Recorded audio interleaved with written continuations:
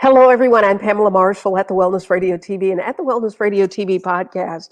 This is Sisters of Wellness, our effort to sow into the lives of women and children and families across the globe.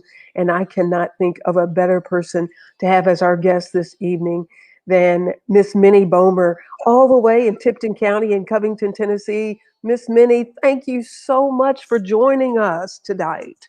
Thank you so much, Pam, for having me. It's really wonderful seeing you and being a part of this. Thank you so much. Oh, thank you. Miss Minnie Bommer is a trailblazer. She is living history. She is one of the women in communities, women like her in communities across the country who paved the way. She may not be in your history book, but you are doing things in your community because of women like Miss Minnie Bommer. Miss Minnie Bommer in rural West Tennessee, in an area with a high concentration of African Americans. As a matter of fact, I think Haywood County has the largest concentration of African Americans in the whole state of Tennessee, in rural Tennessee, and Tipton County, probably not too far behind. But Miss Minnie was the first female and the first African American to be elected to Covington's Board of Mayor and Aldermen and served two 4-year terms from 1993 to 1991, and then elected again to serve two more 4-year terms, and only female to serve until 2018. Really? Yes.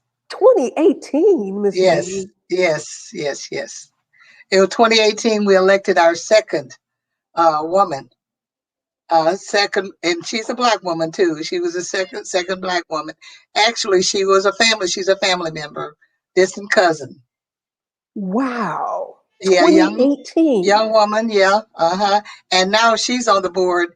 Now that I'm no longer on the board because I decided not to run anymore. She's the only woman there.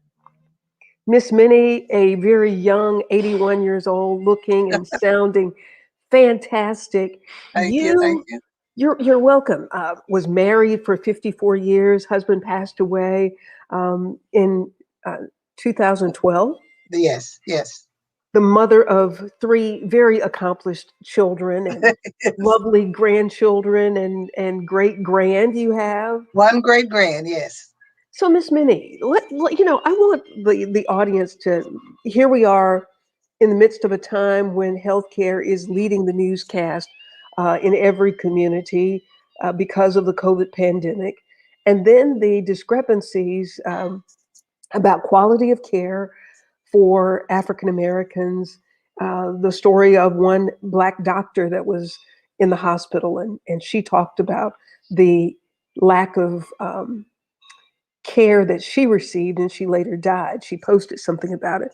But you, in 1968, the only Negro, is what we were called then, That's right. in a nursing class There at was a 17. 17 of 17. us. Uh-huh. What made you decide that you wanted to be in that profession? Actually, I couldn't get a job in Tipton County because I was very active in the civil rights movement, and I was living in the project. And one of my neighbors said, they are offering a class in nursing out at the technology center. You ought to try for it. You're always reading and everything. She said, you ought to try for it. And I said, well, why not? And I did. I tried for it. I went out and took the test and got in.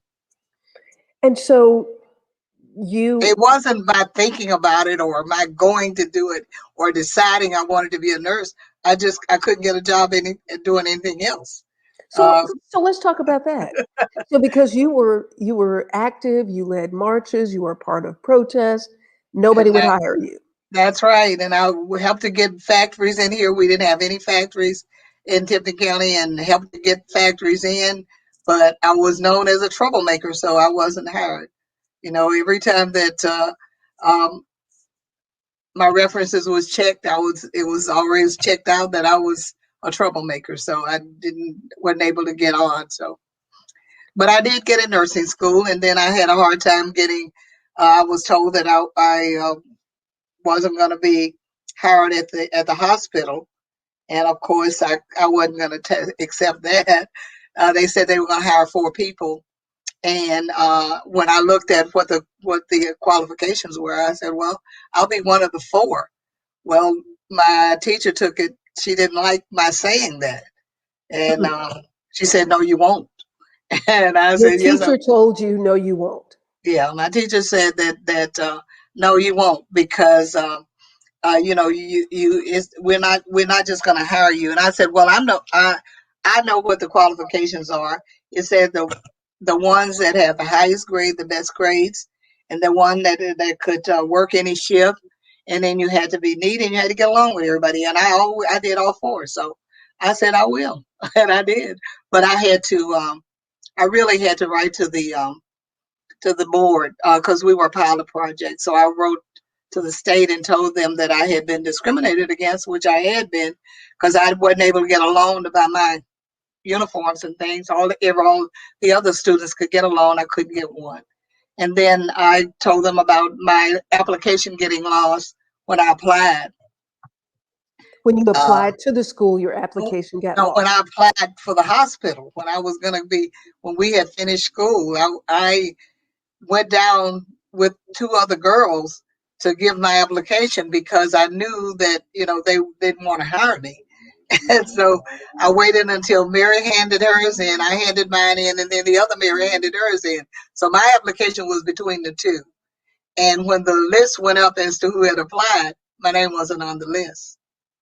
And they told me to go down and do it again. And I said, no, I'm not, because I've applied for this hospital.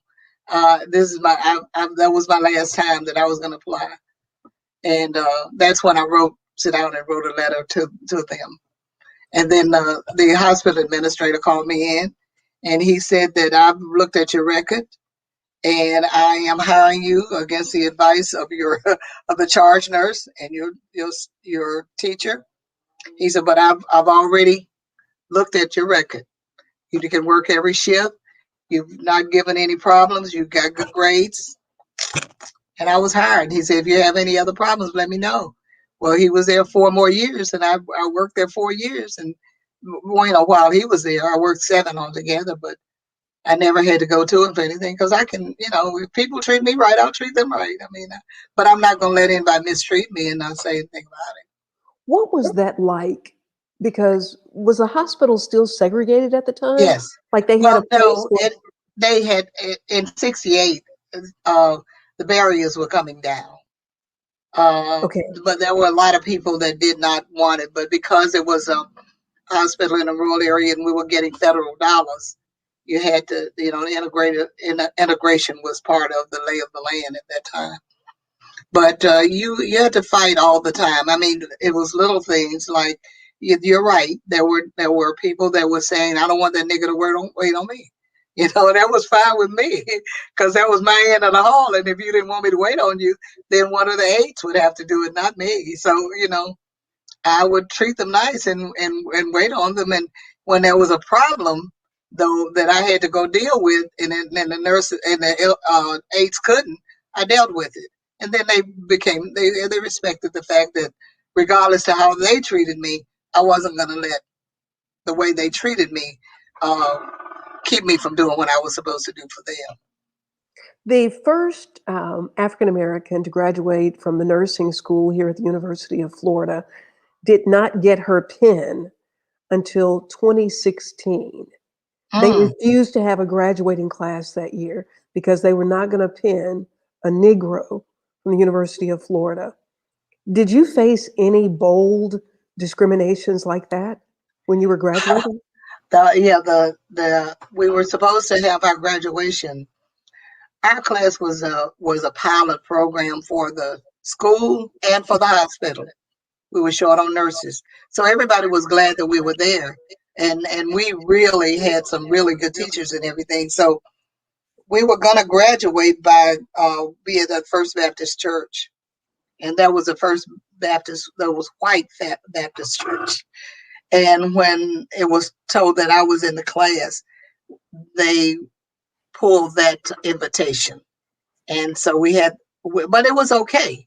because my thing was graduating. It wasn't about being in their facility or anything else, but it was about me being able to work, and I already knew that I was going to get the job. So after the hospital administrator had told me that, so once I got the job, I didn't, it didn't matter. Whenever I face discrimination, I look at it: is this something I can do something about? And if it is, I try to do something about it. And we went ahead and had the graduation and passed the test and everything, and I was hired. So I was Well, the Ms. first black to work in the emergency room, first black to work in coronary care, first black to have the whole floor, as a floor nurse. I had one side because my grades were good. I mean, I was a good nurse. I know that, and anybody that got me as their patient, I mean, if anybody that was my patient was glad they got me for a nurse. So, you know, people that have prejudice, I find they have they prejudge things about what they've heard, and when people are sick, they want to be taken care of. It doesn't matter whether it's black or white, you want to be taken care of. If you got those prejudices, you don't want to take care of people, you shouldn't even be there.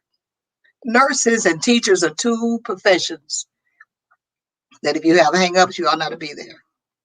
You shouldn't be there, but we know that people are there. As Carter Yeah. Woodson said, you cannot depend on your oppressor to educate you. And I'd like to talk about education in just a minute. But as we talk about healthcare, because that's so critical, I mean, Yes, your life is literally in the hands of people who may not like you. Why is that's it that right. you think we don't hear more about the racism that African American nurses and doctors, because at one time there was a separate place for Black doctors and nurses. Your cafeteria was in a different place. There you go. The reason that I was so vocal and the reason that I wouldn't let up because there was one lady that was there before I was, a black lady and a black nurse. She was also an elderly and she had come from Memphis to work there. And because she married a guy in Covington, they asked her to eat with the custodians in another room, and she refused to do it. And they fired her, so she sued the hospital. They She, asked her to eat with the custodians, and and she, because she, she would not, she was qualified to be a nurse, but oh, because she she was would a not, nurse. She was working as a nurse, and because she wouldn't do it, they fired her. But after she sued them and got her job back, she was so stressed out all the time. I refused. Because of what she did, I was able to go in there and demand that they treat me like they treated everybody else. And the only thing that I never had to eat in the other room. I never had to say that you can't work there because you're black. If my grades were good and another LPN was there, I was going to be there. That was always my thing because Alma had paid the way for me, and I was not going to let her down. And so I was able to work in every aspect of the hospital where she couldn't. She couldn't work in the emergency room. She wasn't ever allowed to work in any capacity except as a floor nurse. we are talking to Miss Minnie Bommer, a living piece of our history that we honor today during this Women's History Month. First African American, first female elected to Covington's Board of Mayors, serving 2 4-year terms from 1983 to 1981, and then again 2 4-year terms until 2018. Miss Minnie, what you No, no. 2018 was when the other female came was in. elected Yeah, because I in didn't. 20. This term that I didn't. 2020 was when I stepped away from it. Gotcha, gotcha. Uh huh. We're talking about racism in healthcare. Why is it that you think we don't hear more about it? We don't talk more about it? Well, I think that the people that work in it and the ones blacks that work in it, they don't talk about it because they do pretty much what I did. That what we do, we have to take care of people, and we don't allow what we feel to interfere with that. And when we see it, we call it out. But I don't think that we talk about it all that much because uh, you when people are sick, you don't want them to feel that they're not going to get the best care that they're going to get. And I know that whenever I was there, and there was a nurse that acted like she didn't want to word on a patient or something, I made sure that the authorities, the doctors or whoever it was, knew that that person was there. And I think a lot of nurses are doing that. I don't think that in the nursing profession, I don't think that there are a lot of people that would, when somebody is sick, that they would actually not give them the care that they need. I think they might choose to wait on somebody that look like them, but I think that when it comes to care, you're going to get that care that you need. I'm not, I don't think it's as much as it is in the outer world. Yeah, there are a few cases, but I'm not one of these people that think that everybody is like that. I really don't. I think that when it's nurses and doctors, I think that they are going to give you the care. And then when you find out one don't, you find one that will. You don't. Yeah, it's difficult though when you're sick and you're in the hospital. And Jackie Thrasher says, my daughter is a 4-year nurse and sees it often. At 26, she's very hurt to witness this type of racism, even Wait, today in 2021. yeah. Well, when she sees it, and don't be a part of it. I mean, it's hard for people want to keep jobs. I wanted to keep my job, but I didn't want to keep it so bad that I would allow anybody to do anything. One I won't ever forget that I hadn't been there, but I guess about a year, and the charge nurse, a young lady came in sick, and we put her in a room with a white person, and that white person didn't want her in there with her, so she was going to discharge the girl at 11 o'clock at night. The girl was going to go home the next day. She was already scheduled for discharge the next day, but she was going to discharge at 11 o'clock because the lady didn't want her there. Well, here I am, a floor nurse, and my charge nurse has been to do this. I called the doctor because he was the doctor to both of them and told him what was happening. And I said, this is not right.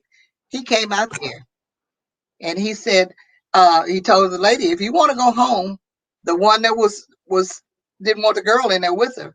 He said, I'll Didn't want a discharge black you. person in the room with her. Yeah. He said, I'll let you go home and you can come back tomorrow. But she's not gonna, I'm not discharging her tonight. She went on back to bed. But here again, it it I could have gotten in trouble, but I didn't care because I couldn't see that happen. And it comes to a place where you can't see something happen and not say something. Too often people don't say anything because they fear the repercussions for them saying it. And it is, you get repercussions for saying things. You do. I've been alone a lot because I've opened my mouth, but I can't not open my mouth about some things.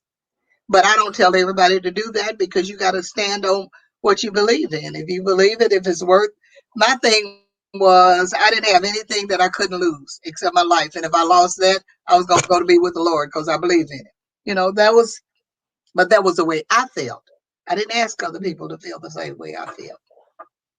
Miss Minnie Bommer, 81 years old, a trailblazer in an industry where, I often say, I grew up watching Marcus Welby, MD. I thought everybody was going to do the right thing when it came Mhm. to healthcare. You've worked in rural development, rural healthcare, by virtue of where you live, but also on a state level. Do you still get surprised that healthcare matters based on where you are, the quality of healthcare? Pamela, I guess I've lived long enough that nothing surprises me about people and what they would say and do. When I watched people that could cage children, and it hurt. You know, it you say to yourself, People wouldn't do that, but we do things, and it's awful. So I know I'm not surprised about anything that happens. I'm really not, it's a shame, but you can't be. But when you think about me as a black woman and what my forefathers and foremothers had to go through just for me to be here now, you know, I can speak up. They could not speak up. They would be killed or put off of their land or whatever, you know. And when you see something, if you're too afraid to say and do what you need to do in order that another person won't have to suffer what you suffer, then that the onus is on you. Because I think what has happened with us, that we don't have enough of us to say, no, we're not taking this. This is not right. I am not going to be a part of this. And And I think we have to do that, Pam. I do. I just really think that we can't go along to get along. And so often that's what we do, go along to get along. There's nothing that has ever been so important that I would go along to get along in any capacity that I worked in. So I get known as the person that you don't want to have there. You don't want her there, you know. But because I am not gonna, if it's wrong, I don't care who do it. If it's wrong, I'm gonna speak up about it if I'm there. yeah, we're talking to Miss Minnie Bommer, who is a trailblazer, especially in the area of healthcare. I spoke to uh, someone. People are surprised sometimes to find that it was in the '80s that, like, Baptist healthcare just started allowing Black doctors to admit patients.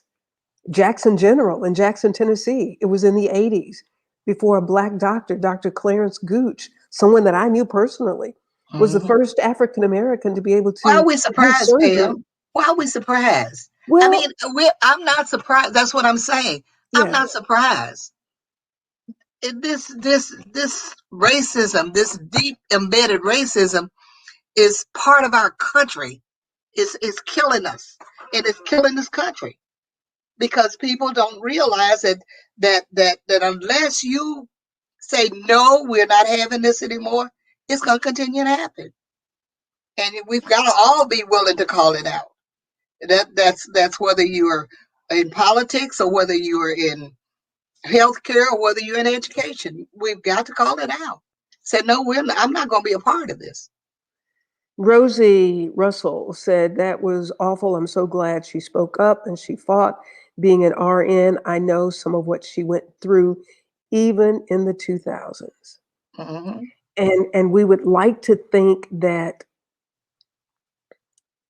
things people are supposed quieter about it. I think the fact that you don't hear it. I mean, we hear about the first Hmm. Black person that did this or that, but we Hmm. didn't hear that Dr. Clarence Gooch was the first Black doctor to Hmm. be able to admit patients at Jackson Madison County General Hospital in the '80s. I, Yeah. I, I just felt like, why didn't we know that? Because Whose everybody story is thought it to tell? Should we tell the story, Pam? we should be telling the We story. should we should tell the story. We should do the same thing that you're doing.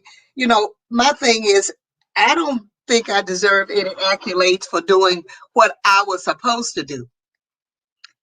If our ancestors, and I go back to that all the time, if they went through all the things that they went through in order for us to just be able to do what we could do, Alma put up with a lot of stuff in order for me not to put up with nothing.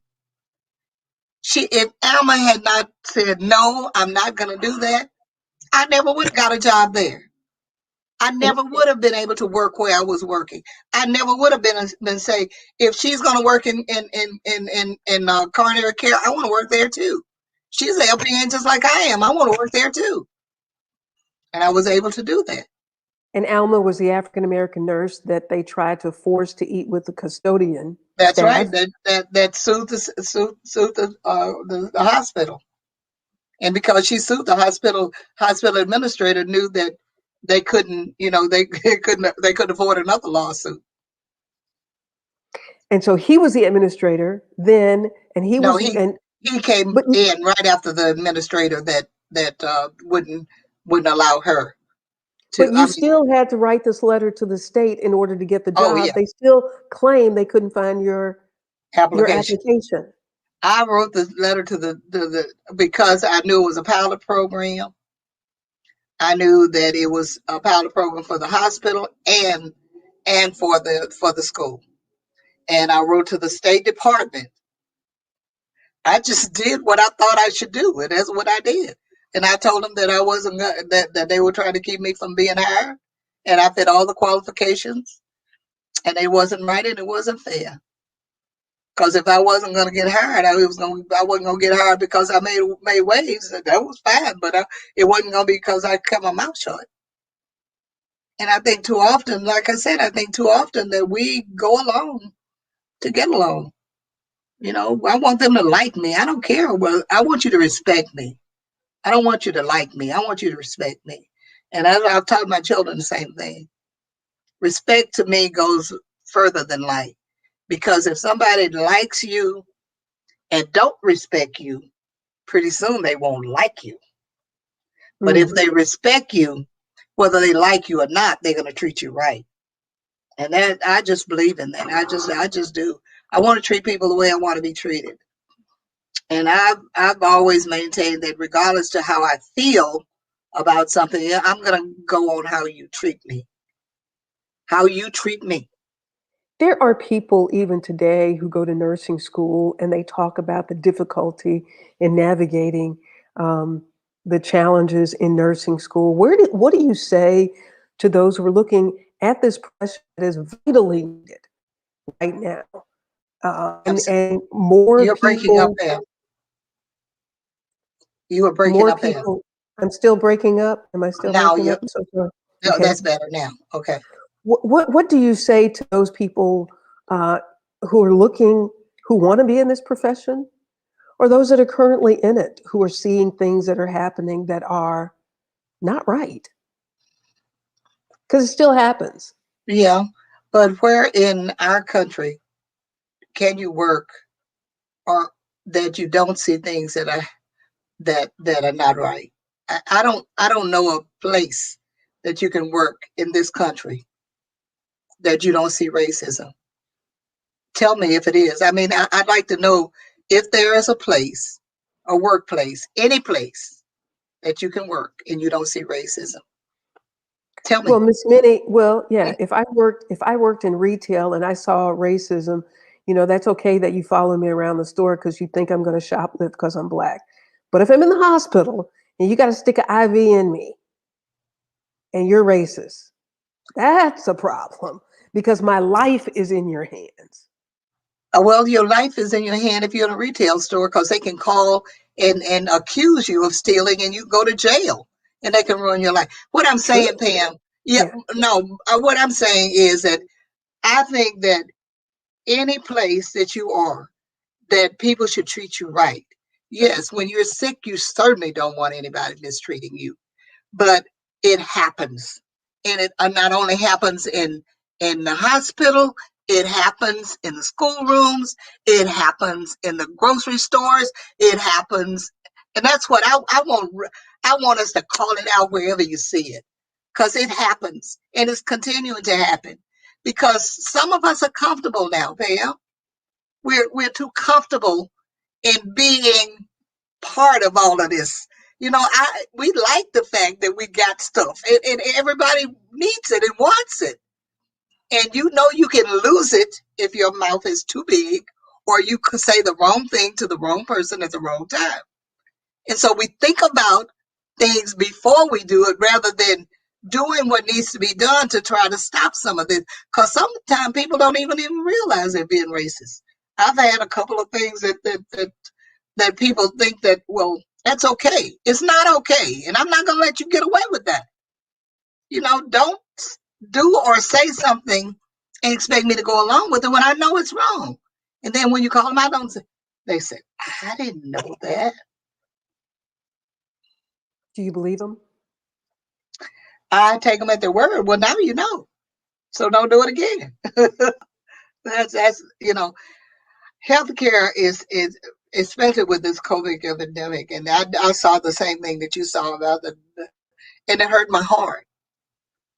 But like I said, I'm not surprised. It did not surprise me because you got racists everywhere. You got people that are racist everywhere, and they are doing damage everywhere.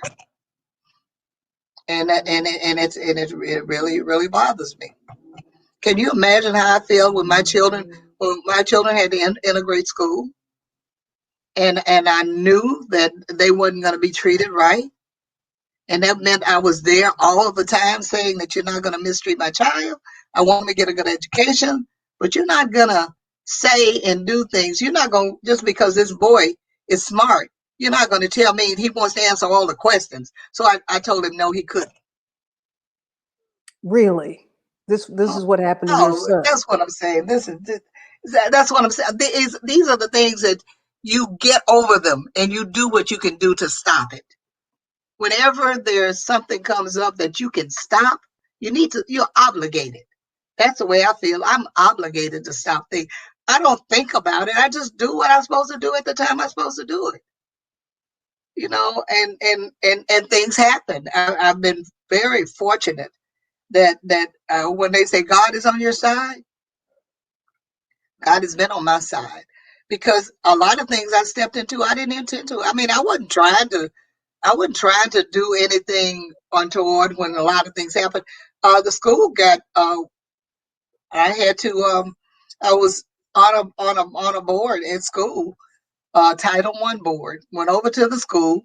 Child was there sick that I saw, and when I walked in, I was early for the meeting.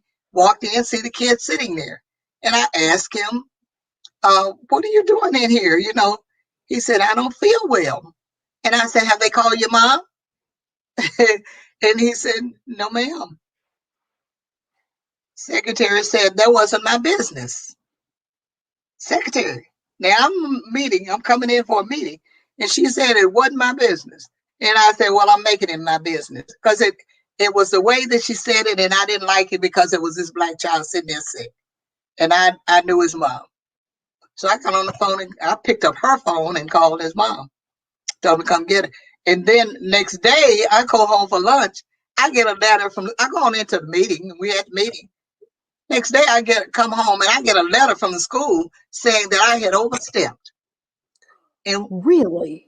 yeah, and what did I do? I used that anger that I felt to sit down right then and write to the Atlanta and told them about the Title I program that was happening, what was happening, and what had happened, and that I thought that I said, "You can't even see a black when you walk in that school. All you see is white. It looks like it's a white school, and it's supposed to be an integrated school." They changed it. They changed it, Pam. They Wow. changed it. It got changed from that. But I didn't, what I was saying is that you do what you can do when you can do it. I didn't know that would cause an investigation. Well, I wanted it to do something, but I knew I had to do something. They had an investigation, so that I was absolutely right. And hired a person in the front. When you walk in the front, it didn't look white no more, just like an old white school. The only blacks you saw were when you got to the back of the building. But that stopped. And there's been several things like that stopped because I raised the issue. Mm-hmm. But it meant that hey, you don't want to put her on that committee now. You don't want to do that. But it So can't stop you from doing what you do. And that's what that is I guess that's what I'm saying. That you do things because it's the right thing to do, regardless of whatever those consequences are. Because that's what you have to do. It do you think it was easy for me to sit on the city council with 5 white men, and those white men that I had been up against as an NAACP president for years before we sued the city and got the election, got it the city divided enough for me to be elected? No, it wasn't easy, but it wasn't hard either. Because I thought about all the people that couldn't even go before them because they wouldn't even listen to them. So you're obligated to do certain things. To whom much is given, much is required. And so you said you felt you didn't have a choice. I You, never, I never felt that I had a choice to speak up about something that was right, that was wrong. It to me, you got to speak up. You're here at this time, so it's up to you to say something about something. I really try to make sure that I am absolutely right in my conviction that this child was sitting there sick, had been in there all this time crying, and they hadn't called his mom. Miss Minnie, when I look at our school system, and I'm telling you, I was thinking about this over the weekend. More than half of the students in public schools across the United States are Black and brown children. Yes. And while only 7% of the teachers are African American, How many only African Americans are going into education now, though, Pam? I don't I, know, yeah, I'm fortunate. That was one of the things that I talked to my nieces, and I have a wonderful a niece that's in education right now, and she was voted one of the outstanding teachers in the Detroit system. She teaches in a predominantly black school, but she's a really good educator. What I'm saying, these are jobs that this is all we used to have was teachers and preachers and then a few and then doctors, the doctors. But we've got to use education. We've got to make sure that education is our priority too, and let our kids know that that's an okay profession to go into. You need to teach our kids. We need to teach our children. Dorothy Heron said, Pam, give my respect to this wonderful woman. She has set the pace for so many to follow. What a legacy, especially the spirit to say no when it's so deserved. Thank you, ma'am, she says. Tell From her thank you so California, much. Thank you my for son, saying that. But I really mean that, Pam, and that's what I try to preach. You know that. I mean, I've always said that. I've always said you have to take care of where you are and do what you can do. Every person, if they do what they can do, can you imagine what this world would be like? yeah, my I know sister, how we. Do you know? I know how we can stop racism. how do we stop racism? We can stop it by stop buying stuff from people that try to keep us in bondage. We're the ones that spend all this money, Pam. We spend a lot of money, and we spend it with knowing that those folk are supporting somebody that's trying to keep us down. See, right now that I look at all of these voting right laws that's changing now, and Mm-hmm, that disturbs me greatly. That mm-hmm. really disturbs me because I know how hard it was for us to get the system changed here in Covington, where you could vote at large, but you never could elect anybody because you were a third of the population, and after 2/3 go in there, and you couldn't get elected. So we had finally got that changed. But I look at those laws, and then I think about I applaud those people in Atlanta for saying it's time for businesses to say this got to stop. Right. We're all in this together. This got to stop.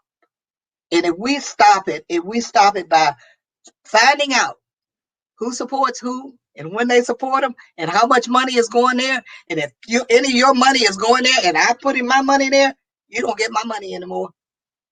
You don't get my money anymore. If I Well, find speak out to that one of this. these big stores is supporting somebody, that all of these, I tell you what, I found, I found out was that NAACP had this was several years ago that they found one of the corporations that was against President Obama. One of the things that they were selling, and we were buying a lot of it, and we found out that that's what we were supporting that person that was against him. We almost put my business down because we stopped buying it. See, we How can't. do you encourage?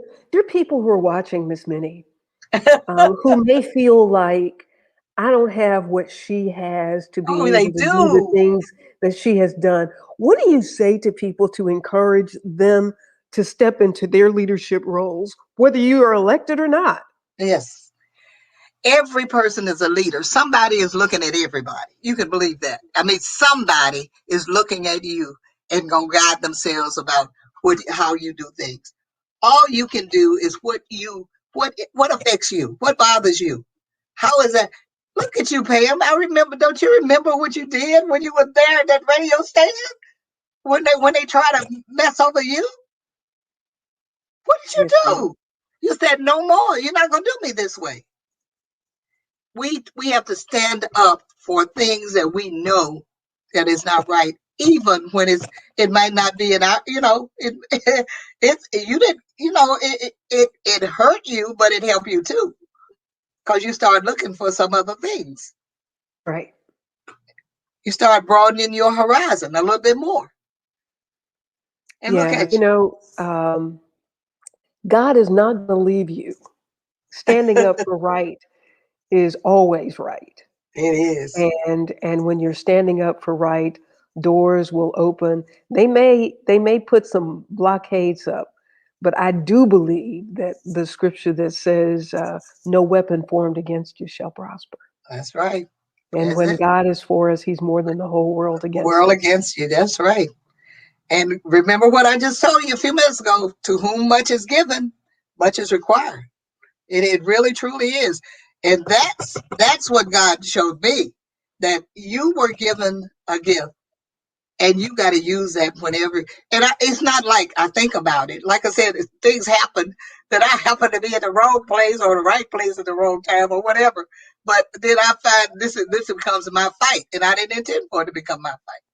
But it happens. That's what has happened all my life, all of my life. It has happened that way. So Miss Minnie, as I look at communities where I've moved to across the country, and you're talking about education, and you happen to be in that school that day to be able to speak up for that young man, do you find that, back to a comment that you said earlier, because some of us have now, we forget that the fight, the struggle is still real, and that we're needed in I, places like that, whether it's the schools, and while they're in corporate America, businesses may adopt a school. Imagine what it would be like if churches adopted schools and they were actively involved in the education. Because I think, how did Black people get so far behind in education that in 2021, every alternative school in the United States, it can be in a white community and it's full of Black kids? that's it. I think that, Pam, I really think that what has happened with us as a people, that we want somebody else to do it. I mean, it's not that we say, well, let them do it. It's like, that's, I don't have to get into this. Somebody else is going to handle it. But it's always us. I mean, you got to handle what you can handle. It goes back to that. And I remember when I was growing up, see, when my folk didn't have to think about the kinds of things they required me to be honest, they required me to be clean, they required me to be respectful, and that was to everybody. And when it came to white people, I never was around white people, even though I grew up down here in the South. I never was around a lot of white people until I became until I graduated high school, actually. Because my mom, yeah, we went to the field, we chopped cotton. I mean, pick cotton. I didn't chop cotton, but we wasn't allowed to hang out or beg people for stuff or ask for other things. We worked, but we worked where they could see what we did. You see what I'm saying? It Hmm. requires, when it says it takes us a community to raise children, we don't have that community anymore. we don't Hmm. we don't have that sense of community. I take it. Any child that I see is my child, and any child that I see that needs my help, they're gonna get it. I don't have to think about whose kid it is. If that kid is there and they need my help, they're gonna get it. And I try to require people that surround me to feel the same way.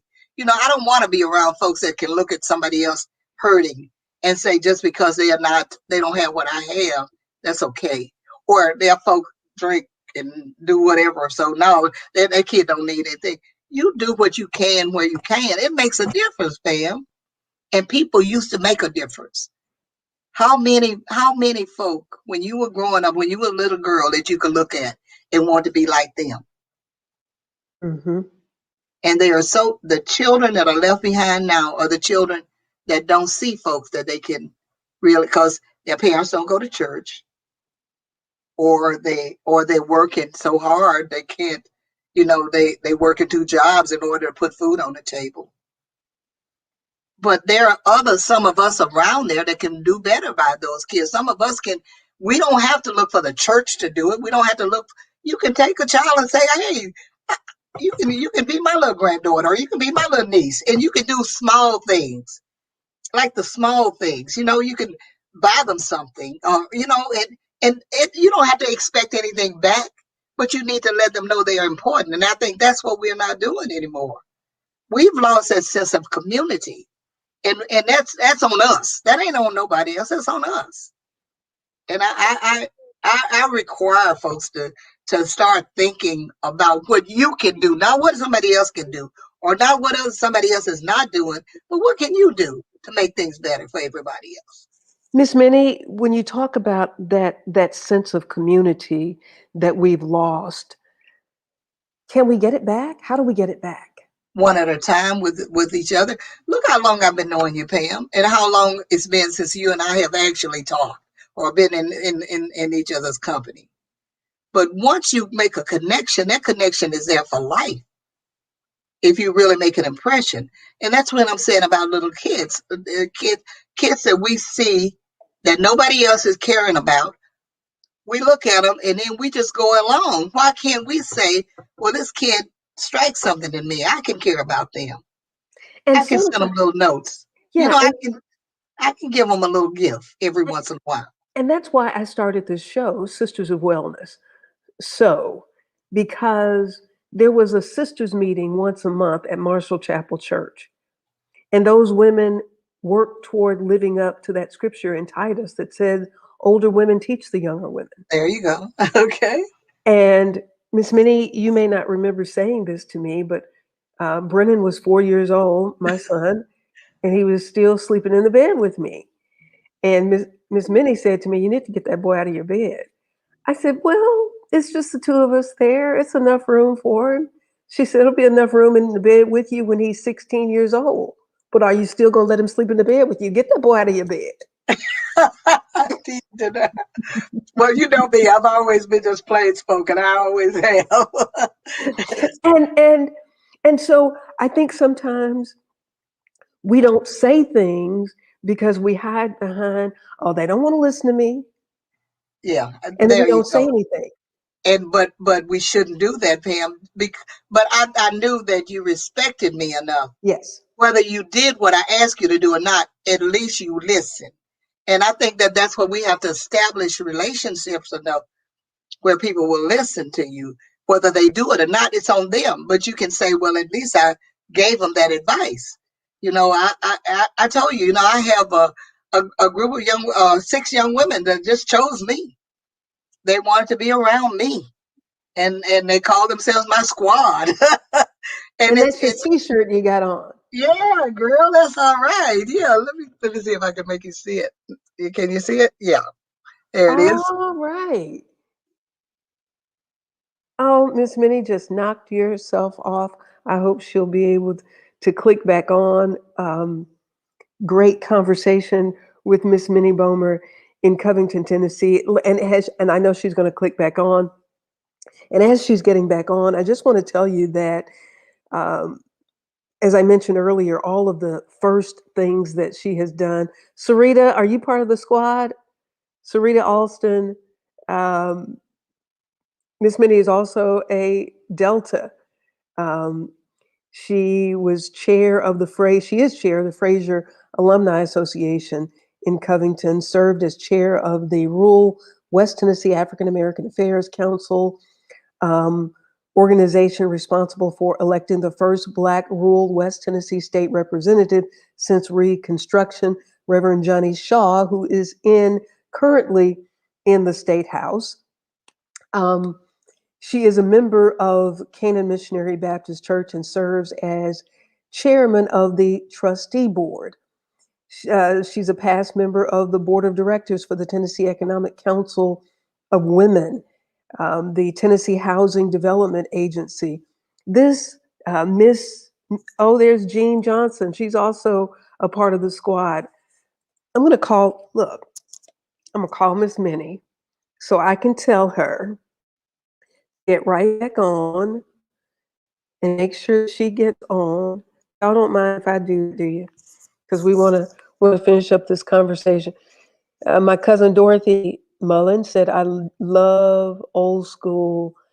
Oh, she just said I'm old school. Well, Miss Minnie, you can just click back in. Just go back to the link and click back in. We're all waiting for you. Sarita, Jean Johnson. Can you go back to the email?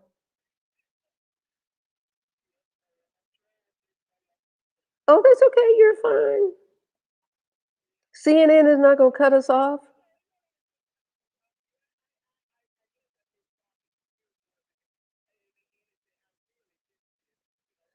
Oh, absolutely. So look, are you clicking in now? Y'all don't go away. Stay with us. She's gonna be right back. Stay with us. There you are. Okay, okay. I'm gonna hang the phone up. All right. Okay. Bye. She's I'm back. back. Yay. Yeah. I tell you that if that had been my 9-year-old great grandson, he'd have got me right back. Yeah. So real quick, I mentioned some of the things, some of your other accomplishments while you were taking a pause. But you got your squad of women, and I'd just like for those women to put in the comments why you all selected uh, my good friend and mentor, Miss Minnie Bommer, to be a part of your squad. She needs help. Tell her to take her time. Oh, she's doing fine. She got it. She got it. Monica, is Monica part of the squad? Monica is my daughter. That's my oldest Hey, daughter. Monica. Hey, Monica. So Monica, she was taking her time. We were not, and Monica, that's so sweet of her to be concerned about her mommy. And Miss Minnie, for those who are watching, Miss Minnie had a stroke, and God is so good, and there is no signs that Miss Minnie had a stroke.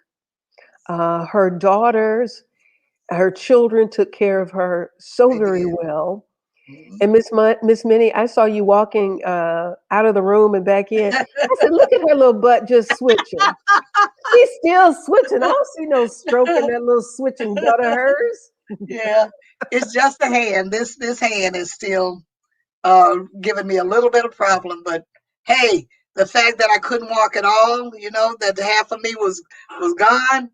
I'm telling you, God is so good. I don't complain about nothing except being old, Yeah, and I'm glad I'm old because if I wouldn't old, you know what the alternative for that is. that's right. And still able to be here to sow into our lives. Yeah, Listen, as a member of Delta Sigma Theta sorority, as an African American woman who's been a trailblazer, to see one of your sisters being sworn in yes, as vice president of the yes. United States. Well, that's We're, Alpha Kappa Alpha. She's an AKA, she's an but AKA, but she's yeah, one of your sisters. but one of my sisters is over a department now. She's one of Biden's cabinet, Marsha Fudge. Ah, but That's what I'm that. saying is she's a member of the Divine Nine, Oh yes, yes, and yes, your sister as an African American yes. woman. Right. Yes, yes. Were your jaws tired from smiling, I watching on January 20th? I have not stopped smiling yet. No, I have not stopped smiling. It's a wonderful feeling. Well, but I get just as much joy out of watching you too, Pam. You're my girl. You know that. You're my girl, and I've watched you ever since you were really young woman. Really doing your thing in Jackson on that TV station, and I just you light up my life all the time. Every time I think about you, I'm so happy for you and all the things Oh, that you're doing. Just keep and doing what you're doing, kiddo. See, you can't stop doing what you're doing. Who would have yeah, thought that you would have been down there doing what you're doing now? You're doing it everywhere you go. You take who you are with you. You take it with you're you. right. Yeah, I know I am. That's what I keep telling y'all. I'm right. You take who you are with you, and you do what you do regardless, all And the time. and Sharita says she's the first woman to Oh, ever share. she's the one that named us. Okay, listen to what she said. She's the first woman to ever share experiences and information and wisdom with me so effortlessly and selflessly. And I love her for that. The Yeah, first woman to do that. Shame on all the rest of us. that's right, us. Because everybody is responsible for themselves. They are. They are. Can't Yeah. point. That's G. Oh, look at G. Jean says she's been like a second mom to me. I grew up with all of her children, and I've always said she and I grow up, when I grow up, I want to be just like her. She is a wealth of knowledge, and we love her dearly. That is so sweet. That is so sweet. That is so sweet. And Monica was concerned about you hopping back on. She says she needs help. Tell her to take her time and she'll get it. Mm. Tell her her daughter gave me the help I needed. Thank you very much. My pudding pie, my Jeannie John gave me the help I needed. Thank you, Jeannie. Oh, that's so sweet. Miss Minnie, you started an organization in Covington, the Children and Family Services in Covington. Um, and you have a lot of children. I worked 20 years there, and yes, I do. And what gives me really great joy is when children come up to me and thank me. Can't say, of course, I can't remember all of them, but they all remember me. And I got doctors and nurses, and what is really true and what has happened. Every kid that I kept over 3 years, all of them, every one of them are productive citizens. If they went Mm. to my center 3 years, they came out productive citizens. What did you do differently with them? Love them, encourage them, let them know that whatever you want to be, you can be it. Can't nobody stop you from doing what you want to do if you want to do it. And you just got to be honest and straightforward. And no matter what other people do, you do what you're supposed to do, and it'll happen. And all of them are really great people. They really are. Got doctors, got nurses, got factory workers, got moms, and got pops. All of the kids are just doing great, doing great, doing great. Miss Minnie Bommer, a trailblazer, a living part of history in Covington, Tennessee, Tipton County, but her impact has been felt across the globe, even in her biological children who have reached out across the country. Your son, who served in the military, 21 years, came out lieutenant colonel. what branch was he in? He was in Air Force. He's Air Force, and he when he got out of school, out of military, he went to law school. He's a lawyer now. Really? Yeah, yeah, yeah, yeah. Oh, that's wonderful. Congratulations. Yeah. Both my daughters are doing well. Gina retired, the middle girl retired from FedEx and doing something else now, and really enjoying her life. And Monica, of course, is bossing me around and doing and enjoying her life. Well, I tell you what, But I'm really proud of all three of my children. I really ku- truly kudos to Monica. am. Because there are probably people watching going, nobody else could tell her what to do. That's right, but she does. She tells me what to Well, do. Miss Minnie, I really, really, really thank you for sharing Well, your thank you, Pam. life with so many people and Thank you, Pam. planting so many seeds in the hearts and minds of so many young people that you have touched, who have continued to touch other people as a result of the works that you have done and that you continue to do. Thank you, Pam. Thank you so much, and thank you for remembering me, Pam. Like I said, it's been 45 years, 4 or 5 years since we talked. Yeah, Yeah, yeah, and then you just out of the blue call. yes, Thank you, yes. Pam. Thank you, thank Well, you. look, the thank you goes to you. And I Yeah, really do appreciate you being a part of this program and sharing with all of us. And we will do it again. yes, Anytime. I told you, anytime you call me, I'll be there for you. Oh, I appreciate that so very much. So And I much. love your house. It's beautiful. Oh, thank you. I That's my piano. I like to have a know. piano I around saw it. whether I can play it or not. Be sure you tell your husband I saw him too. Tell him he didn't say hello, but I'll talk to him next time. I will. He was just passing I through. saw him, but yeah, Yeah, yeah. Tell him I'll talk to him next time. Okay. I will. I will. And everybody watching, thank you all so much for watching. And don't just watch. Let Miss Minnie Bommer serve as an example. My cousin Josette Jenkins Golette is a designer in Texas, and she started a program helping young girls, young people who are interested in being fashion designers and learning to sew. Mhm. Whatever it is, your gift that you That's have, it. it Give it was to him. given to you to share. That's right. So just as Sarita and Jean and all of the other ladies that are part of Squad came to you and said, we want you to pour into us. What you're doing is giving to those ladies. And I guarantee you, every last one of those women, when they're in their 80s, are going to be able to gather up another group of women and continue to pour into them. And that is our responsibility. That is It our is. role It is. as women, as moms, as sisters, and as children of the Most High. All I thank right. you all so much for watching this edition of Sewing into the Lives of Others. And we look forward to seeing you next time. Thank you, Please, Pam. you're welcome. Please like and share and do your part to sew. I'm Pamela Marshall at the Wellness Radio TV and at the Wellness Radio TV podcast. Remember, there is healing at the well. Make it a All great right. moment. We'll see you next time. All Bye bye. right. Bye bye.